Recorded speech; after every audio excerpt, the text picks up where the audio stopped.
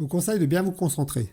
Notre histoire commence au début du XXe siècle. À cette période, les avancées technologiques ne vont pas aussi vite que maintenant. Et surtout, quand il y en avait une, on n'en entendait pas parler. Avec Internet, c'est facile. Tu es au courant de tout, tout le temps. Et même de trucs pas vrais, j'ai entendu dire.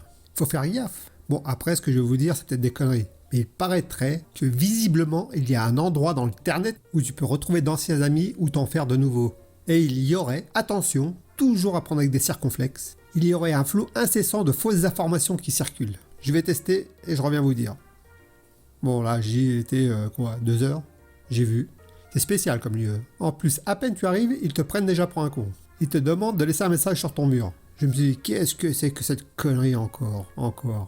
Oui, là j'ai dit 2 fois encore parce que j'ai noté 2 fois encore dans le texte. Et j'avais la flemme de l'effacer. Je me rends compte que si j'avais effacé encore du texte, le texte aurait gagné en clarté. Bref. Donc je disais, il me demande d'écrire sur mon mur. Bon, là je suis en slip, je suis en train de vous parler, dehors il fait -5, je suis pas trop motivé pour sortir. En plus, il faut aller dans le garage, prendre les pinceaux, la peinture de toute sèche. Sortir, aller écrire sur le mur. En plus, c'est bizarre, mon voisin qui passe son temps sur l'internet, il n'écrit jamais sur son mur. Donc, je me suis dit, pas con, je vais les vérifier sur Klug. Pardon? Il demande de m'excuser, on est en train de me parler là. Oui, quoi encore? Pourquoi tu me déranges? Tu vois pas que je suis occupé là? Hein? Je comprends pas ce que tu dis. Pose le tas de linge que tu as dans les mains. Je ne te vois même pas derrière en plus.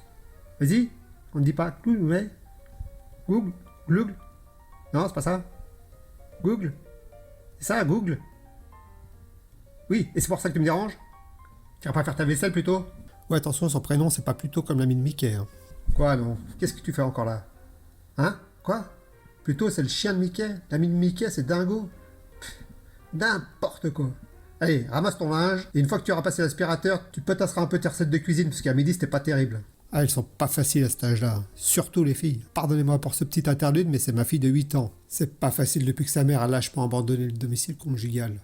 Parce que, soi-disant, je ne considérais pas assez cette conne. Par chance, j'ai le droit de voir la gamine une fois par mois, quand même. Ça me fait du bien de passer un peu de temps avec elle. Putain, c'est pas vrai, l'aspirateur! Excusez-moi si j'ai un peu gueulé. Hein. Tu peux pas prendre le balai, non? Tu vois pas que je suis occupé, là? Je suis en train d'enregistrer. Elle tient bien de sa mère, celle-là. Elle ne respecte pas les autres. Ah bah voilà, avec le balai c'est mieux, c'est plus calme. Je sais pas si je vais arriver à finir mon histoire, moi. Donc je vais voir sur Klug. Oui merde! Occupe-toi de ton balai! Donc je regarde sur Google. À quoi correspond écrire sur le mur?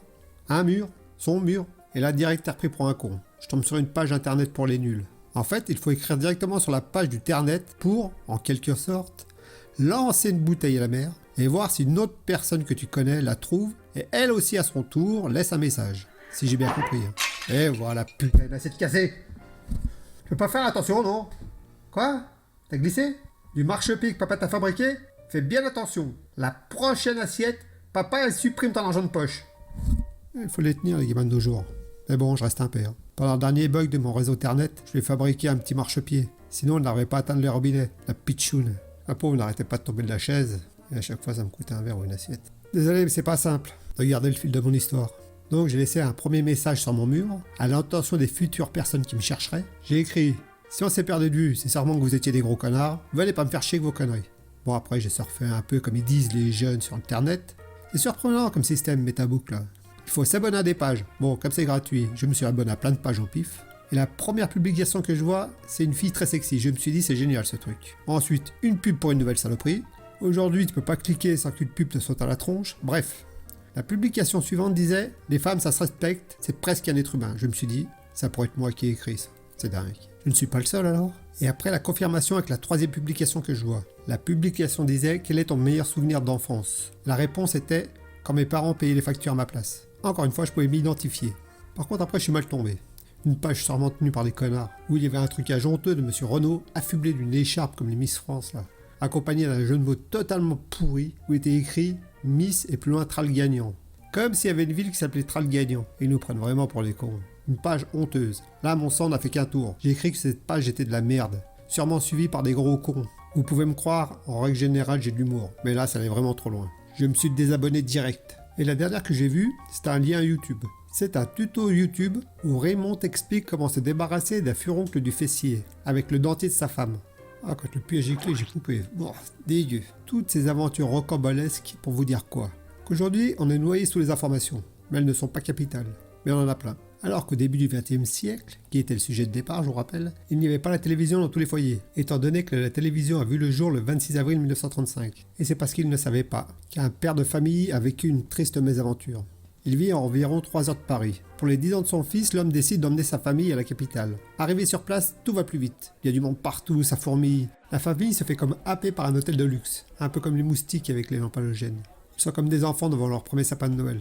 Ils sont abasourdis par presque tout ce qu'ils voient. Les lumières aveuglantes, le parfum des fleurs fraîchement coupées. Tandis que la mère de famille regarde des robes dans une boutique de luxe du haut de l'entrée, le regard du père et du fils sont attirés par 2 portes coulissantes argentées, qui peuvent s'ouvrir en 2 et se refermer, juste en appuyant sur un bouton. Le garçon curieux demande « Père, c'est quoi ?» Le père, n'ayant encore jamais vu d'ascenseur, répond « Fils, je n'ai jamais rien vu de tel de ma vie, je ne sais pas ce que c'est. » Le petit garçon et son père, poussés par la soif de connaissance propre à l'homme, observent avec curiosité et admiration le mur magique. Ils voient une vieille femme dans un fauteuil roulant s'avancer jusqu'au mur. Elle appuie sur le bouton, le mur s'ouvre, et la femme avec son fauteuil roule dans une petite pièce qui se trouve juste derrière les murs. Les murs se referment, le petit garçon et son père regardent au-dessus des portes, et ils voient une grande aiguille se déplacer. 2, 3, 4, 5, 6. L'aiguille se stoppe et un ding retentit. Ils sont comme hypnotisés. Ils continuent à regarder jusqu'à ce que les chiffres se mettent à défiler dans l'ordre inverse. 5, 4, 3, 2, 1. Le mur s'ouvre à nouveau, le fauteuil est disparu et une très jolie jeune femme aux courbes généreuses en sort. Le père n'arrive pas à quitter la femme des yeux. Le père se dit « Mais putain, c'est génial ce truc !» Il appelle son fils et lui dit « Va vite chercher ta mère, dis-lui de monter de la pièce magique !» Le pauvre il est bien déçu quand il a vu sa femme ressortir.